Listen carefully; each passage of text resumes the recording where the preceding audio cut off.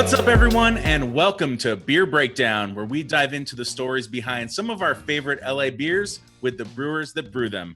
And today I am joined by Jesse and Dan Sundstrom from 10 Mile Brewing. Welcome, guys. Thanks so much for joining. Hey. Yeah, man. Thanks for having us. Glad to be here. Yeah, so you guys are in the same location, but socially distanced several feet apart, right? Yep. At least 6 feet. There it is, right over there. Perfect. Have to set an example. Nice. Yeah, we're in Signal Hill, which for those of you who don't know where Signal Hill is, we're right in the middle of Long Beach, completely surrounded by Long Beach. You have to go through Long Beach to get to us, only 2.3 square miles. And so ultra small. We're the first brewery or alcohol production of any kind in the city.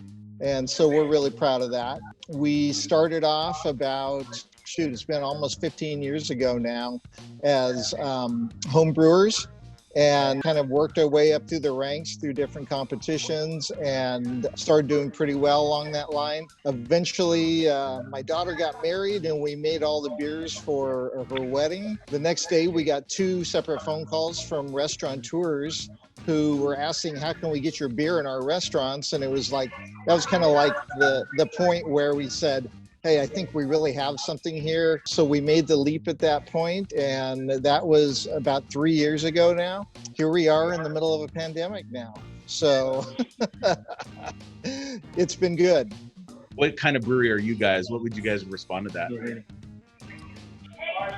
I'd say that we're probably more of the classic kind of brewery, where what we focus on are more typical, like, historical styles, and just really kind of getting back to the basics. There's a lot of people that around us that do all the big sours, and they do all of the different kinds of adjunct beers and the pastry stouts and all that kind of stuff. While those are awesome in their own right, we just really wanted to focus on those basics and get back to just kind of like that classic definition of beer. So that's kind of where we fall in. Nice. Yeah, we tend to do very traditional styles. You'll find German beers here. You'll find historical styles that you won't find anywhere else. One of our favorite personal breweries is Society down in San Diego. Just fantastic brewery. That's kind of like my model brewery. And if you look at their tap list, that's what you'll see is classic beers all the way across the board. That doesn't mean we're not going to do pull something out of our hat and do something crazy every once in a while. But for the most part, we're stick with the standards. I think last year, 2019, opened up a second tasting room. Was it 2019? Yes, yeah. Last year, almost exactly a year ago, coming up.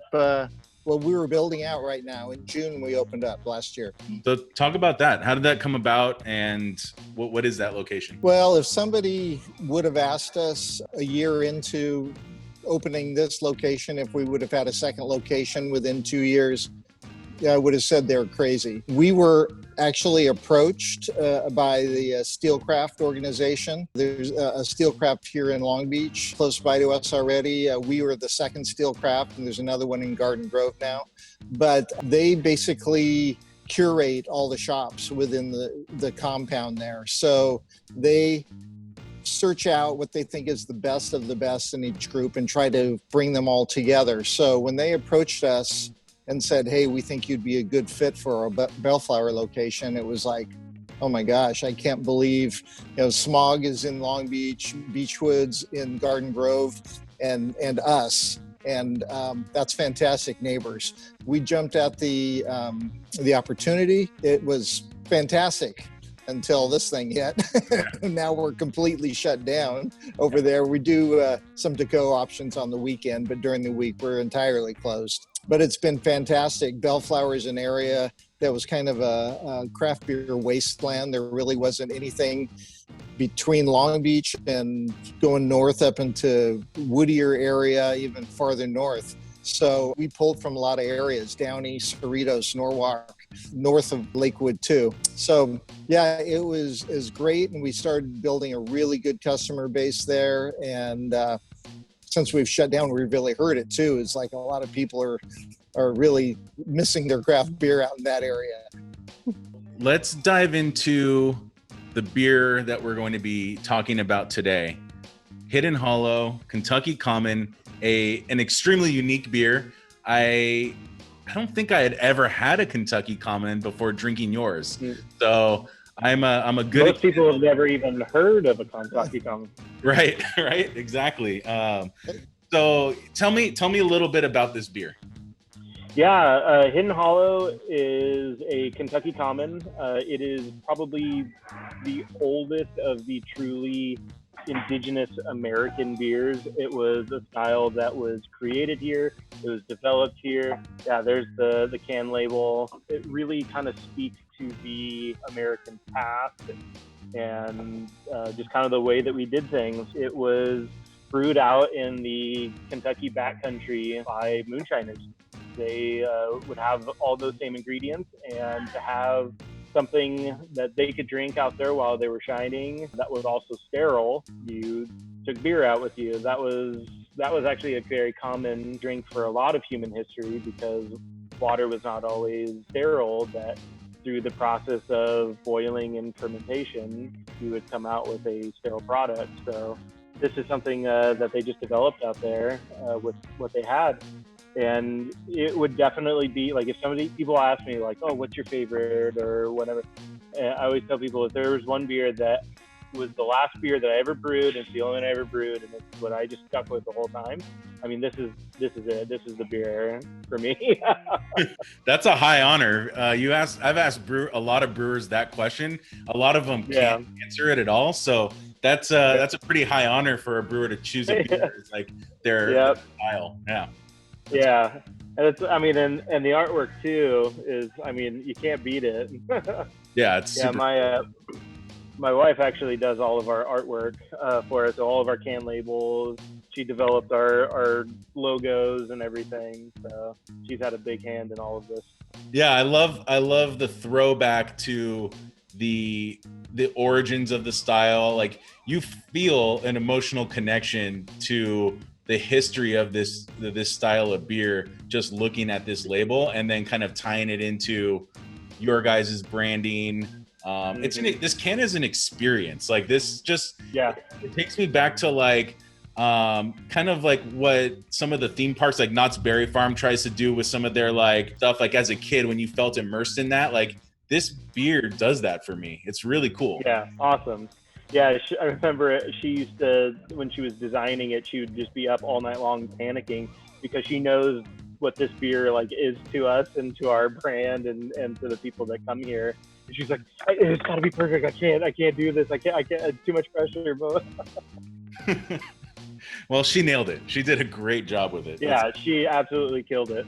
And so take me back to like when you guys first started brewing this. Was this from the homebrew days, or did this happen after you guys opened up commercially? Or take me back to when you guys like first started brewing this style and this beer. Yeah, it actually did come out of the homebrew days. It was a beer that we chose as a beer of the month competition in Long Beach Homebrewers. So every month they pick a style, everybody comes together at the club meeting, everybody tastes everybody's beer. We won with this beer there, and everybody loved it, and we continued to brew it from that point. And when we started at their brewery, it was one of our flagship beers. People were so interested in it, and it flew out the door. We decided to keep it.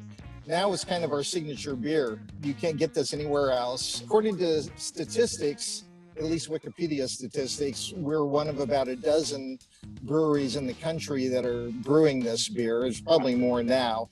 You literally can't go anywhere locally and find this beer.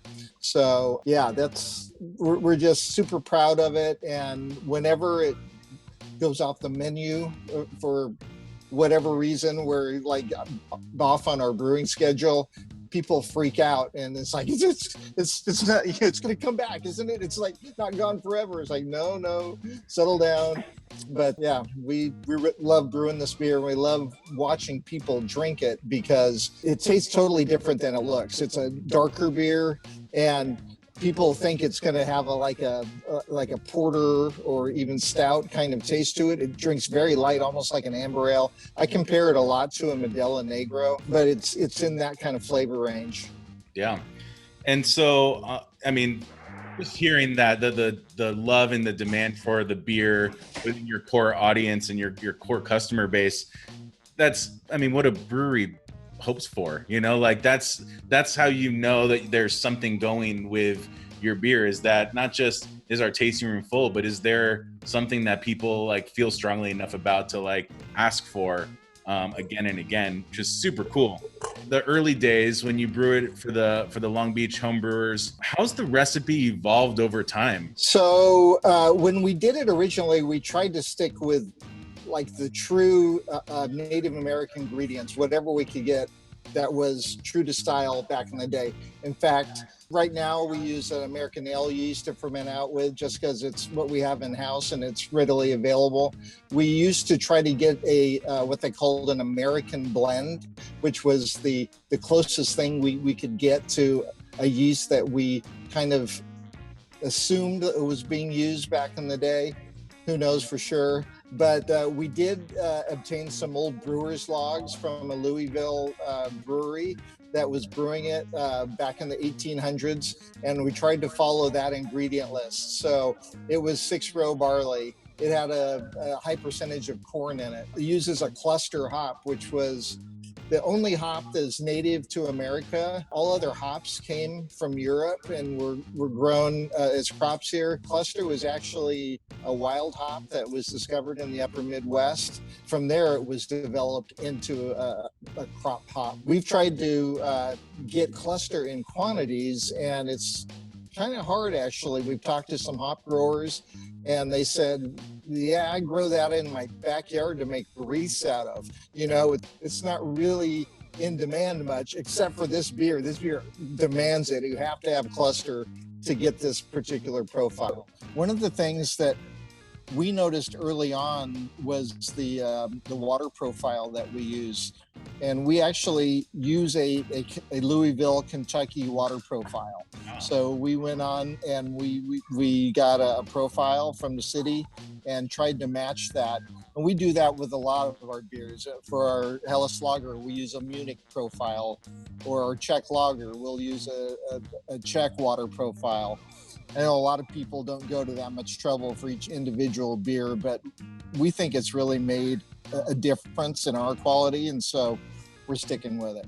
But I think that the water really is what creates a unique flavor in this beer. And maybe it's not so much a flavor as a mouthfeel in the beer. Yeah. We've heard some arguments about this particular style being a sour beer. And that really evolved from storage and refrigeration back in the day. Things are being transported without refrigeration, obviously, and sitting in barrels for extended periods of time. And I think the souring process that happened was just because of poor sanitation. So it was going to happen. But I think this is what the beer tasted when it came out of the brewery, and it probably changed in transportation over time. It is a really quick beer, though, too. We can turn this over in about 8 days. So as long as you could get to your distribution point pretty quickly, it probably didn't change too much. But the horse and buggy probably took a while. I'm ready to open up this beer and maybe get a little of what the aromas are coming out of it, and then taste it together. Are you guys ready for that? We are ready. Cool. Let's do it.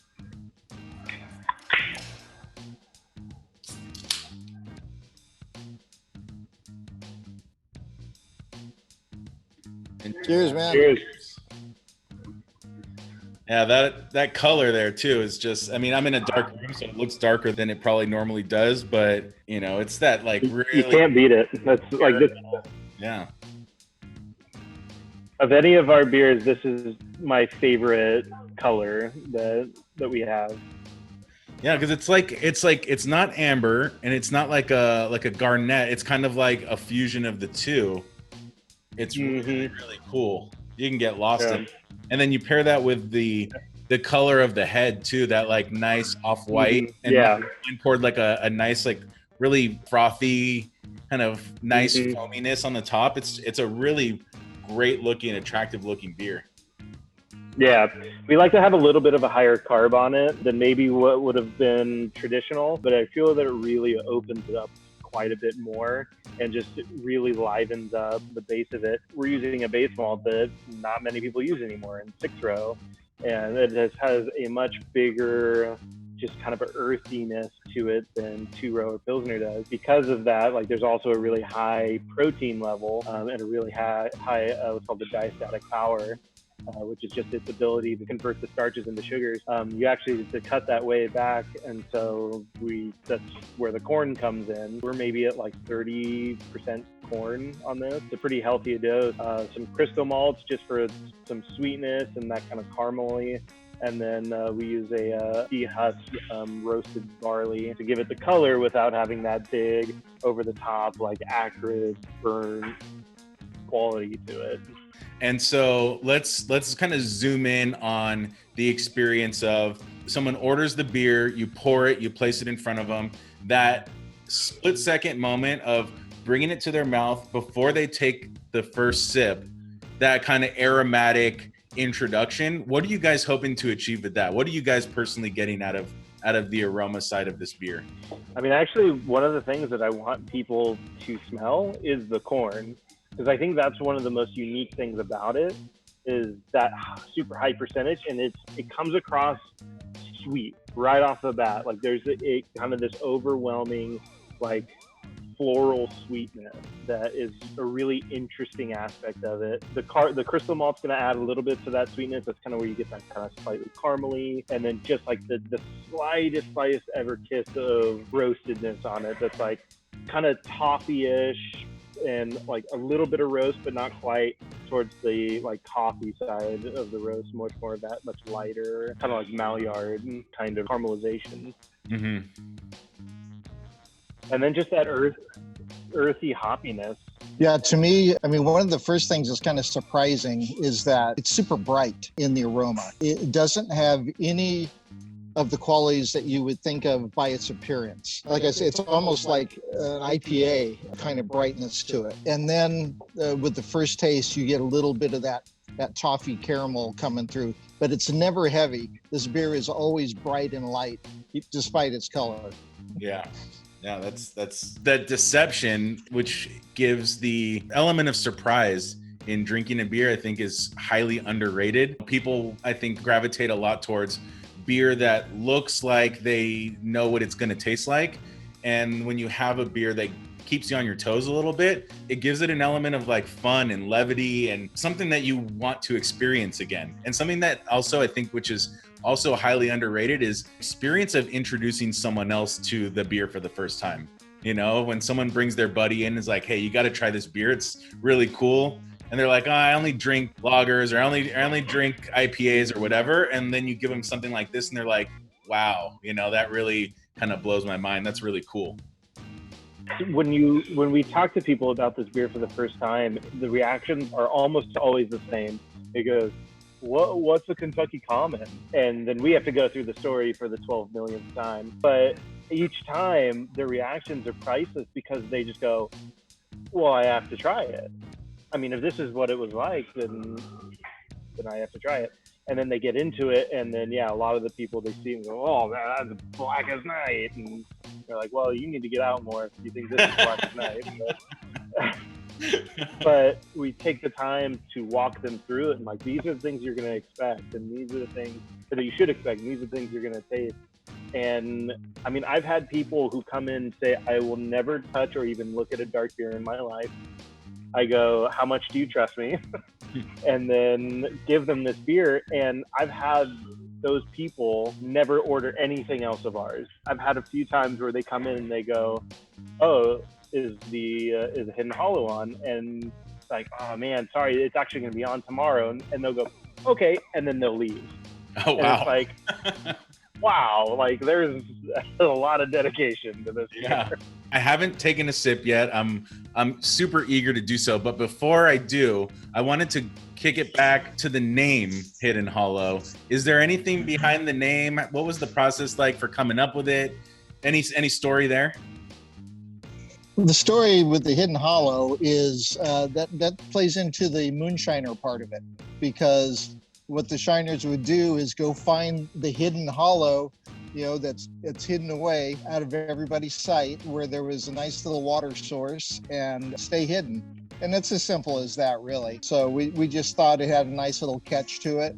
And so we went with Hidden Hollow. Kicking it back to the artwork, it just, again, emphasizes and re-emphasizes that storyline over and over. Let's dive into that next step. We've zoomed into the glass to your lips. Let's take it to the next experience. And cheers, guys.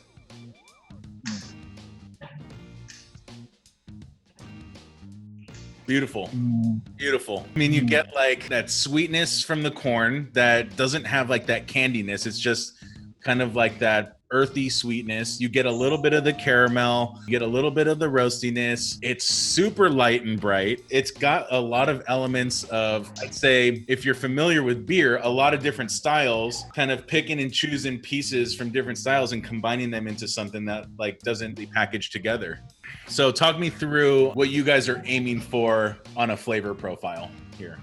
Again, kind of what you called out, that little bit of sweetness, that earthy sweetness, that slight toffee, the touch of roast. But really, like the real key to this beer is keeping that drinkability, keeping it light, keeping it bright. You have those elements, then the rest of it just falls into place, because if you don't have that, then you don't have any of these other elements. So as long as we kind of keep that, this beer is always going to fall into right where we want it. It's funny because the hops that are used in this, they're almost gone. It's really hard to pull out a lot of the hop flavors in it. The cluster is what you get the most of all, and that's just kind of that classic noble, earthy, slightly grassy.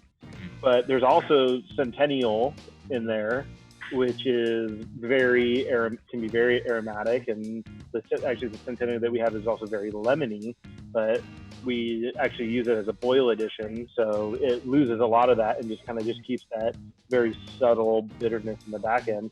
And then the last one is Saws. So again, you kind of have that classic, just noble, slight spice, but it's all very subdued, and it really just lets the malt play into what the flavors of this beer should be. And it's like they say, malt is kind of the soul of the beer. That should be the thing that is most present in this. We like to say that this tastes like beer. And it's when you drink this beer, you kind of have this thought in your head, this is what beer should taste like. And without all the craziness that we talked about before and all the just out on the fringe stuff, when it comes down to the core, like we talked about what our goals are here being a classic brewery, this is just like the heart of what beer should taste like. Yeah, absolutely. It's, it combines, like we were saying, a lot of things that people look for in beer. It's interesting when you're asking about the flavor profile, and it's like, we know what it is, but sometimes it's hard to put your finger on it, because it's like just right in the sweet spot where this is so good, and we know this is what we're going for, but it's really hard to describe, actually, and have it come across accurately. Mm-hmm. It's just like, it tastes like great beer. It's hard to go beyond that, really. And I know that sounds cliche and just kind of generic, but if you were able to taste it with us, I think you'd get it. Absolutely. It's definitely there. And I think with a lot of beer styles, especially the more classic, true to style beers, balance is really what you're going for. But I think nothing is more important than in this beer. Like, balance here is what it's all about. One thing that we didn't talk about was how it pairs, and this beer pairs with really just about anything. Occasionally we'll sneak a can into our sushi bar, so because all they have is like Kirin there and I'll want something a little different, so it goes great with sushi. It goes great with burgers and pizza on that side of the spectrum. Really, I can't think of anything that it really doesn't pair nicely with. It's got that kind of, like you're saying, neutral balance that's right in the middle. Yeah, I'm kind of like picturing fatty, like pizza, like fatty, cheesy, greasy, but also like spicy. I think tacos would be really interesting with this. Oh yeah, like spicy carne asada tacos or something like that. I think the sushi feels good with spice. idea is super interesting. I really like that idea. I wouldn't think that at all. I wouldn't have thought that. Oh yeah. Oh no, it's excellent. It's kind of mind-blowing. Maybe once all of this shutdown stuff is in our rearview mirror, pairing up with a sushi chef out there in Long Beach and doing like a little tasting event at the brewery could be super cool. Oh yeah, we've actually thought about that. Yeah, I've never heard of anyone doing that, so I think that would be really unique. Hidden Hollow, Kentucky Common. If someone wants to buy this beer, I know right now is a crazy time to buy beer, but if they want to get their hands on this, what's the best way to do it? Best way is going to be to come by the brewery. That's where we have it for sure. We're at a couple different places around town now. We're in the Cork stores here in Long Beach. We're at Stateside Craft in Long Beach also, down at Fourth Horseman, downtown Long Beach. We're at Sage Bistro up in Hollywood too. They took a good quantity up there. And so that's kind of, if you're coming from like the Valley or LA area, that's probably going to be the closest spot for you. Other than that, you're going to have to come to Long Beach. Yeah, I mean, I've noticed you guys keep your beers close to home. And while I'm an hour away from Long Beach on a good day, 25 minutes right now, which is awesome. Yeah. Your beer is relatively, I mean, you have to seek it out. And, if we're up here further away from Long Beach. So that sucks because I love your beer. It's also, I also think it's important and it's distinct in that you can experience it there in the tap room. You can experience it at Steelcraft Bellflower. I think I encourage everyone who's watching this, seek out Hidden Hollow. When have you ever had a Kentucky Common and really experience it in the breadth of the 10 Mile beer portfolio? Because there's a lot of really fun things there. I picked up some crowlers a couple weeks back and just going between, the German Pilsner and the milk stout and the coffee porter, like just really, really fun, really delicious, drinkable beers. So that's all I got. I mean, 10 Mile, check these guys out. Jesse, Dan, thank you so much for joining me on this today and teaching me about this beer. It's a very special one. Yeah. Thank you for brewing it. Yeah. Oh, our thank pleasure. you. Thank you for having us. All right, cheers, guys. Cheers, man. Cheers.